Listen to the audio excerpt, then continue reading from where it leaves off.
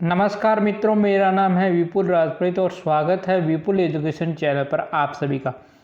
दोस्तों, हम जो कक्षा 6 के अंदर नई बुक लगी है हमारा राजस्थान के नाम से, उसको पढ़ रहे हैं और उसके 2 पाठ अभी तक मैं पढ़ा चुका हूं और आज हम तीसरा पाठ पढ़ेंगे, इतिहास जानने के स्रोत। यानी इतिहास को जानने के कौन कौन से स्रोत थे, उन स्रोतों के बारे में आज हम इस पाठ में चर्चा करेंगे। और इससे पहले दोनों पार्ट पढ़ाए गए हैं, उनके वीडियो आपने नहीं देखे तो आई बटन में उसका लिंक मिलेगा, आप जाकर देख सकते हैं। चलिए आज की क्लास शुरू करते हैं। देखिए, प्राचीन काल के इतिहास के अध्ययन से हमें सभ्यता के क्रमिक विकास का ज्ञान होता है। यानी जो प्राचीन काल है, इसके इतिहास का अगर हम अध्ययन करते हैं, उसको हम पढ़ते हैं, तो हमारी जो सभ्यता है इसकी क्रमिक यानी लगातार कैसे विकास हुआ, इसका हमें ज्ञान होता है। इतिहास जानने के अनेक स्रोत हैं, यानी इतिहास जानने के बहुत सारे स्रोत हैं जिन्हें मुख्यतः 2 भागों में विभक्त किया, यानी मुख्यतः 2 भागों में बांटा गया है। एक तो पुरातात्विक स्रोत है और एक साहित्यिक स्रोत है। यानी एक तो पुरातात्विक स्रोत जो खुदाई के द्वारा जो अभिलेख हैं, सिक्के हैं, जो मुद्राएं हैं, कलाकृतियाँ या कोई भी सामग्री जो उत्खनन से प्राप्त हुई वो है। और एक साहित्यिक स्रोत यानी जो लिखे गए जो स्रोत हैं, जो ग्रंथ है या किताबें हैं, उनके द्वारा। तो सबसे पहले हम बात करेंगे पुरातात्विक स्रोतों की।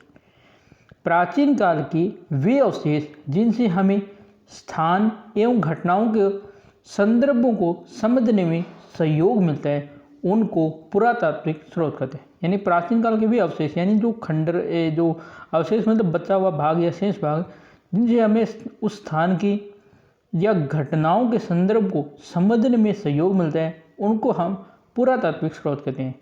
ऐसे स्रोतों में अभिलेख यानी जो अभिलेख होते हैं, जो शिलालेख या कहीं पर जो खोदे गए जो लेख हैं वो, या मुद्राएं जब मतलब सिक्के हैं, स्मारक हैं, कलाकृतियाँ बनाई गई है या उत्खनन से जो भी सामग्री शामिल है, इसमें आती है। इससे तत्कालीन जनजीवन को समझा जा सकता है। यानी उस समय का जो जनजीवन है वो कैसा रहेगा, इनसे समझा जा सकता है। पुरातात्विक स्रोत संक्षेप में इस प्रकार, यानी संक्षेप में हम इनको एक एक पॉइंट पढ़ते हैं। तो सबसे पहले देखो अभिलेख, ये हमें शिलालेखों यानी पत्थर की जो पट्टिकाएँ होती है, जो पत्थर के ऊपर लिखी होती हैं, पाषाण शिलाओं यानी पत्थर के बड़े बड़े खंड होते हैं, स्तंभों यानी स्तंभ जो होते हैं ना, वो भवनों भवन में, गुफा की दीवारों पर, मूर्ति या प्रतिमाओं में, स्तूपों पर, मठों पर, तालाबों में, खेतों में खड़ी शिलाओं, ताम्र बर्तनों पर उत्कीर्ण मिलते हैं। यानी जो अभिलेख होते हैं वो अलग अलग हैं, जैसे मतलब शिला है, शिलालेख जो पत्थर की जो पट्टिका है उन पर भी लिखे मिलते हैं, पाषाण शिलाओं पर लिखे मिलते हैं, स्तंभों पर भी लिखे मिलते हैं, कहीं पर भवन होते हैं उनमें लिखे, गुफाओं की दीवारों पर लिखे मिलते हैं, मूर्तियों पर और प्रतिमाओं पर भी उत्कीर्ण होते हैं, स्तूपों पर लिखे होते हैं, मठों पर, तालाबों पर, खेतों में खड़ी जो शिलाएँ हैं, ताम्रपत्र, उन सब पर जो लिखे होते हैं वो अभिलेख होते हैं। अभिलेखों की उपयोगिता, ये विविध भाषाओं में गद्य और पद्य दोनों शैली में मिलते हैं। यानी ये अलग अलग भाषाओं में मिलते हैं और गद्य और पद्य दोनों शैली में मिलते हैं। इन अभिलेखों में शासक, उनके आश्रित लोगों, रानियों, राजकुमारों, सामंतों आदि के नाम और घटनाओं की तिथियों, शासनकारी आज्ञाओं का उल्लेख मिलता है। यानी ये जो अभिलेख होते हैं उसमें जो राजा होता है, उसके ऊपर आश्रित जो भी लोग जैसे रानियाँ हैं, राजकुमार हैं, सामंत है, उन आदि के उनके नाम होते हैं, उनकी जो घटनाएँ होती हैं, तिथियाँ होती है, उनके शासन का क्या क्या कार्य थे वो होते हैं और उनकी आज्ञाओं का उल्लेख मिलता है। साथ ही इनसे तत्कालीन जो सामाजिक व्यवस्था है, जो राजनीतिक व्यवस्था है, जो धार्मिक व्यवस्था है और सांस्कृतिक जीवन आदि की जानकारी मिलती है। यानी अभिलेखों से पता चलता है कि उस समय का सामाजिक जीवन कैसा था, राजनीतिक जीवन कैसा था, धार्मिक जीवन कैसा था और सांस्कृतिक जीवन कैसा था, ये जानकारी मिलती है। प्रशंसा में लिखे गए अभिलेखों को प्रशस्ति कहते हैं और जो प्रशंसा में लिखे जाते हैं उन अभिलेखों को हमें प्रशस्ति कहते हैं। जैसे प्रमुख अभिलेखों की बात करें, जैसे नगरी अभिलेख है, कंसवा अभिलेख है, घटियाला अभिलेख है, किराडू अभिलेख है, नंदासा और बरनाला युप स्तंभ लेख है, या सामोली शिला के आदि से जो राजस्थान की धार्मिक व्यवस्था है उनका पता चलता है, उनके यज्ञों के प्रकार का पता चलता है, भूमि तथा द्रव्यदान का पता चलता है और राजनीतिक सीमा आदि की जानकारी मिलती है। यानी ये जो अभिलेख हैं इनसे राजस्थान की धार्मिक व्यवस्था कैसी थी, यज्ञ कैसे होते थे, भूमि कैसी थी, दान कैसे करते थे और राजनीतिक सीमाएँ कैसी थी, ये जानकारी इन अभिलेखों से मिलती है। उदाहरण स्वरूप घटियाला अभिलेख प्रतिहारों और बिजोलिया शिलालेख चौहानों के इतिहास जानने की महत्वपूर्ण है। यानी जो घटियाला अभिलेख है और प्रतिहार और बिजोलिया शिलालेख है, इनसे हम चौहान वंश का जो इतिहास है वो जान सकते हैं। चीरवा का शिलालेख रावल सुमेर सिंह के युग की जानकारी है। ये जो चीरवा का शिलालेख है रावल समर सिंह हैं का जो युग है उसकी जानकारी हमें प्रदान करता है। इसके अलावा हम अगर बात करें स्मारक, दूसरे हैं स्मारक। राजस्थान के विभिन्न स्मारकों में दुर्ग प्रमुख है, यानी अगर हम स्मारकों की बात करें तो अलग अलग जो दुर्ग है वो प्रमुख है। इनमें चित्तौड़गढ़ दुर्ग है, जालोर दुर्ग है, गागरोन दुर्ग है, रणथंभौर दुर्ग है, आमेर दुर्ग है, मेहरानगढ़ दुर्ग है, तारागढ़ दुर्ग है, कुंभलगढ़ दुर्ग है। ये सब महत्वपूर्ण दुर्ग है। इनके अलावा जैसे भवन है, राजप्रसाद जिसे महल कहते हैं वो है, सार्वजनिक भवन जो बनाए गए हैं वो है, स्नानगार है, जनसाधारण के घर है, विहार है, मठ है, चैत्य है, स्तूप है, मंदिर, समाधि, बावड़ी कूप आदि ये सभी के सभी क्या है, स्मारक है। ये हमें तात्कालीन स्थापत्य कला यानी उस समय की जो स्थापत्य कला यानी भवन निर्माण की या बनाने की मतलब बिल्डिंग बनाने की कैसी कला थी वो, उस समय के धार्मिक विश्वास की, उपासना पद्धति पूजा पद्धति कैसी थी उसकी, मनुष्य की चेतना और समृद्धि का भी ज्ञान करवाते हैं। यानी इसे हमें पता चलता है कि मनुष्य कितना समृद्ध था। उसके बाद हम बात करते हैं मुद्राओं की। मुद्राओं अथवा सिक्कों, छापों या प्रतीक से किसी भी काल की विशेष की राजनीतिक, धार्मिक और आर्थिक स्थिति, यानी अगर हम मुद्राओं या सिक्कों की बात करें तो इससे क्या है कोई भी काल की जो राजनीतिक व्यवस्था कैसी है और धार्मिक और आर्थिक स्थिति कैसी है ये पता लगता है। मुद्राओं पर अंकित चिन्ह, यानी मुद्राओं पर अलग अलग अंकित चिन्ह होते हैं, उन पर भाषाएं होती है, उन पर लिपि लिखी होती है, सन और संवत, नाम से धातु की जो शुद्धता और नाप तोल आदि से हमें उस समय की समृद्धि ज्ञान हो, यानी मतलब किस प्रकार की धातु का सिक्का है, उनके नाप तोल से हमें पता चलता है कि वो उस समय का जो राज्य है वो कैसा समृद्ध था।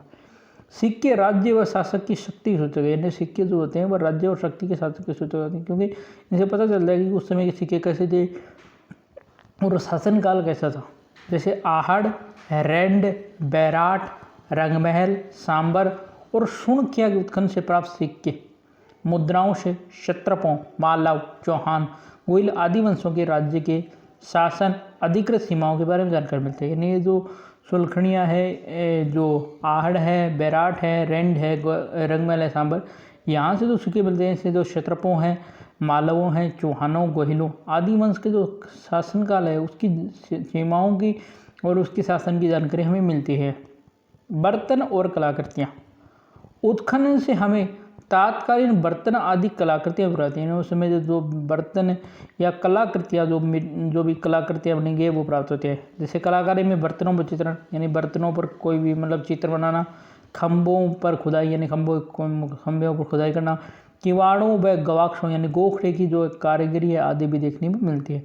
हमें ऐसे बर्तन भी प्राप्त होते हैं जिनकी बनावट, पॉलिश, रंग आदि उस काल की उत्कृष्ट कला दिखाती है। यानी ऐसे बर्तन मिलते हैं जिनकी उसकी जो बनावट है या पॉलिश या रंग है उसे उस समय की जो कला है वो दिखाते हैं। राजस्थान के अनेक स्थानों से उत्खनन में प्राप्त जो मृद भांड है, यानी जो मिट्टी के भांड है, प्याले हैं, जो रकाबियाँ हैं, धूप पात्र है, दीपक है आदि से हमें पूर्वजों की कला कौशल की सहज मिलते हैं। यानी इनसे हमें पता चला कि हमारे जो पूर्वज है वो कला कौशल में कितने अच्छे थे।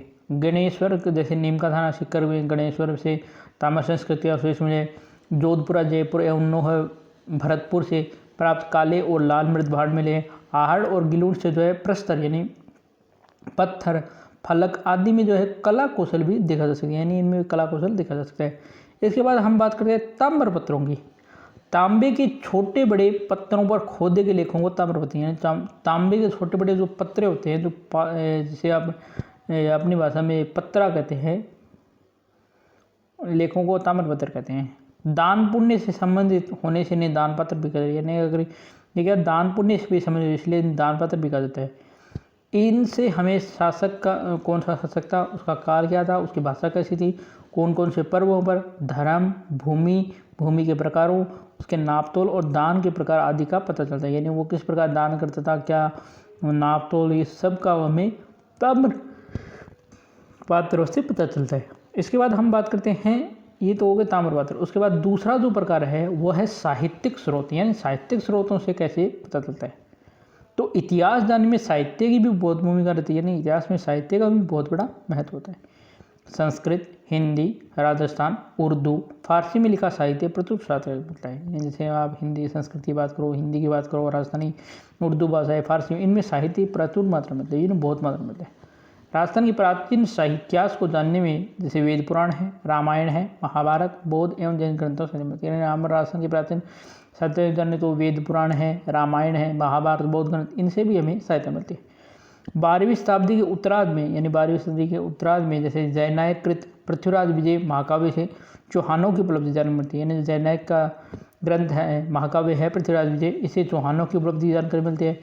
नयचंद्र सूरी कृत हमीर महाकाव्य से चौहानों के इतिहास के साथ साथ अलाउद्दीन खिलजी की रणथंभौर विजय और उस समय की सामाजिक धार्मिक स्थिति जानकारी मिलती है। यानी जो नयनचंद्र सूरी ने जो हमीर महाकाव्य लिखा है, इसमें चौहानों के इतिहास के साथ साथ अलाउद्दीन खिलजी ने जब रणथंभौर पर आक्रमण किया उससे विजय प्राप्त हुई, तो उस समय की जो सामाजिक धार्मिक स्थिति ये भी जानकारी मिलती है। राजस्थान साहित्य में पृथ्वीराज रासो है, अचलदास खिंच की वचनिका है, पद्मनाभकृत कानड़ देव प्रबंध है, बीकानेर के दलपत सिंह कृत दलपत विलास है, खीड़िया जग्गा कृत वाचनिका आदि भी विशेषण हो गए, यानी इनका भी अपना महत्व है। ख्यात विषयक यानी साहित्य में प्रसिद्ध राजपूत राजवंशों की स्थापना, राजाओं का वंशक्रम और राज्य क्षेत्र आदि, यानी जो ख्यात होती है उसमें क्या होते हैं, जो राजपूत राजवंश है इनकी स्थापना कैसे हुई, इनका वंशक्रम क्या है और राज्य क्षेत्र का वर्णन। जैसे नैनश्री ख्यात है, बांकीदास की ख्यात है, दायलदास की ख्यात है, जोधपुर राज्य की ख्यात है आदि से इतिहास जानने में, इनसे इतिहास की जो जानकारी है प्राप्त करने में सहायता मिलती है। फारसी उर्दू तारीखों इतिहास ग्रंथों से भी हमें विशेषतः मध्यकालीन राजस्थान का इतिहास समझने में मिलेंगे। जो फारसी ग्रंथ है इनसे जो मध्यकालीन इतिहास है उसको समझने में हमें मदद मिलती है। कर्नल जेम्स ट्रोड कृत एनालास एंड एंटिक्विटीज ऑफ राजस्थान, पश्चिमी भारत की यात्रा, बूंदी के महाकाव्य सूर्यमल मिश्रण की जो वंश भास्कर है, या कविराज श्यामलदास कृत वीर विनोद है, विश्वेश्वरनाथ रेऊ कृत मारवाड़ राज्य का इतिहास है। इसके अलावा गौरीशंकर हिरानंद ओझा लिखित उदयपुर, जोधपुर, सिरोही, डूंगरपुर, बांसवाड़ा, प्रतापगढ़ के इतिहास भी ग्रंथ उल्लेखनीय, यानी ये ग्रंथ भी जो है उल्लेखनीय। यहाँ पर 3 चित्र है, कर्नल जेम्स टोड का और महोपाध्याय गौरीशंकर हिराचंद ओझा का और कविराज श्यामल दास का। ये जो यहाँ पर ये जो पाठ है वो समाप्त हो गए। अब हम जो है थोड़े प्रश्नोत्तर देख लेते हैं। तो पहला प्रश्न पूछा गया कि वंश भास्कर के लेखक कौन है, तो वंश भास्कर के लेखक कौन है, सूर्यमल मिश्रण है। प्रश्न है खालिस्तान का कि प्रशंसा में लिखे गए अभिलेखों को कहा जाता है, प्रशंसा में लिखे गए अभिलेखों को कहा जाता है प्रशस्ति, क्या कहा जाता है, प्रशस्ति, प्रशस्ति हो जाएगा। इसके बाद प्रश्न क्या, संस्कृत में उत्कीर्ण खालिस्तान का शिलालेख रावल समर सिंह की युग की जानकारी देते हैं, तो चिरवा का शिलालेख, चिरवा का शिलालेख है, चिरवा का शिलालेख। राजस्थान के किन्हीं 3 प्रमुख दुर्गों के नाम लिखिए, चित्तौड़, रणथंभौर, कुंभलगढ़। पुरातात्विक स्रोत किसे कहते हैं, तो पुरातात्विक स्रोत हमने शुरुआत में बोले थे, ऐसे अवशेष